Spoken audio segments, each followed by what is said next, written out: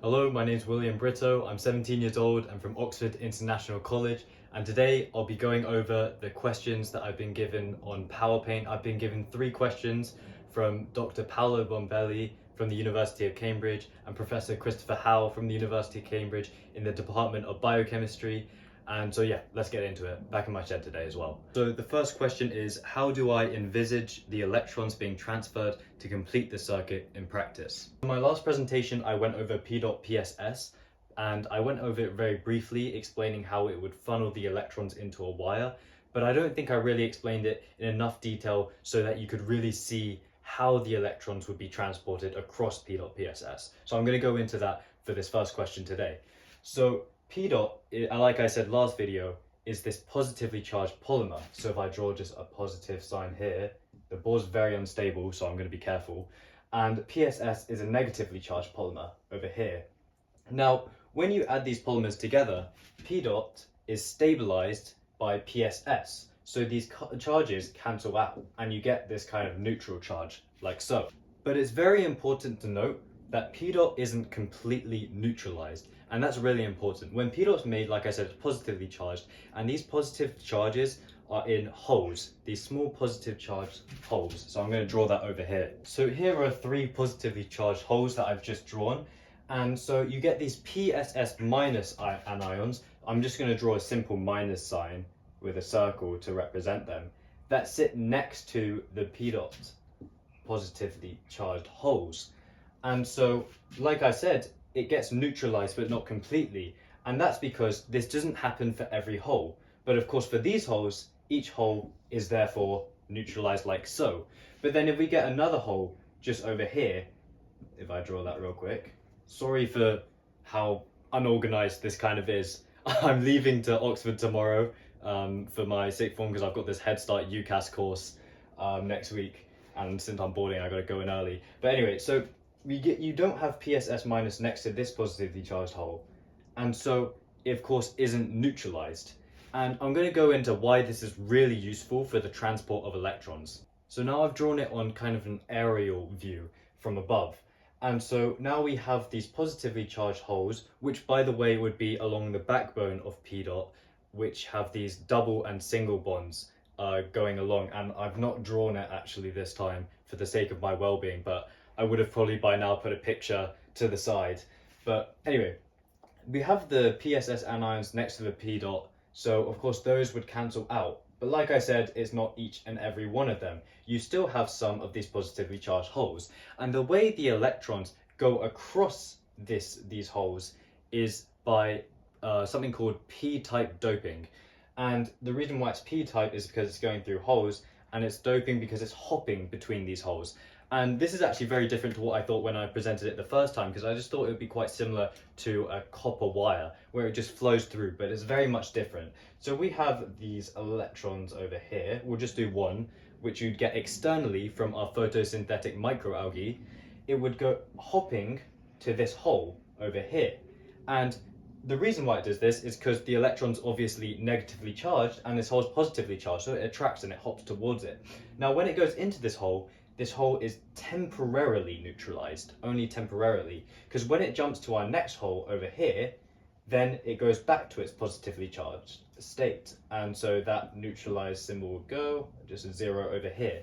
And then it would carry on doing this, going across here to here, neutralizing each hole and then letting it return into its positive original state. And then it would get to here. Now, the way we get it to this part is by having a positively charged electrode, which would obviously be an anode from my GCSE knowledge. And of course, otherwise we just have these electrons hopping from hole to hole to hole with no sense of direction. But with this anode, it would have a sense of direction. And then this anode would have a wire connected to it, which we'd eventually reach to, in my scenario, a light bulb in a greenhouse. So if I draw a simple greenhouse over here, light bulb over here, so it connects there. And the issue is, our algae is only going to be photosynthesizing when there's daylight. And so that's when we'll be getting all these electrons funneled through here. And usually, if you're in a shed like mine, I don't need the lights. If I was doing this presentation at night, I would need a light in here. Now, so we need a way to kind of store these electrons. and we'd be using a battery. And the reason why I chose a battery over superconductors is because the batteries can store more of these electrons and they can just trap them. A battery will be able to power the light bulb for minutes to hours, and that's really how much time you'd be spending in a shed. The superconductors I searched up online can usually go from seconds to minutes, which when you're applying this paint to your roof, you really want to be getting some sort of value from it. We'd be using rechargeable batteries, either lead acid or lithium ion. Lead acid would be slightly cheaper, which would be of course better. And the pros of this, it's long-term storage and it powers devices for hours like I covered earlier.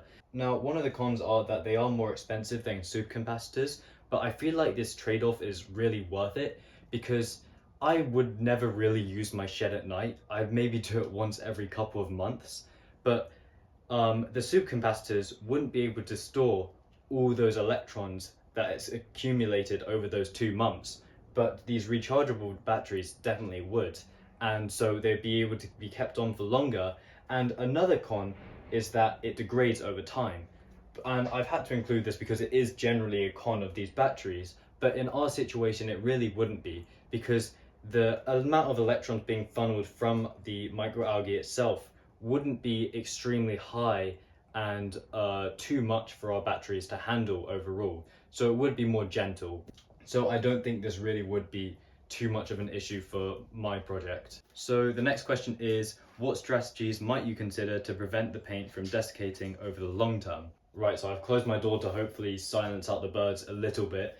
But anyway, I'm going to go into hydrogel, which I briefly explained in my last video, but now I'm going to go a lot more in depth and how it kind of works. So here's our hydrogel over here, and it's a network of 3D cross-linked hydrophilic polymers.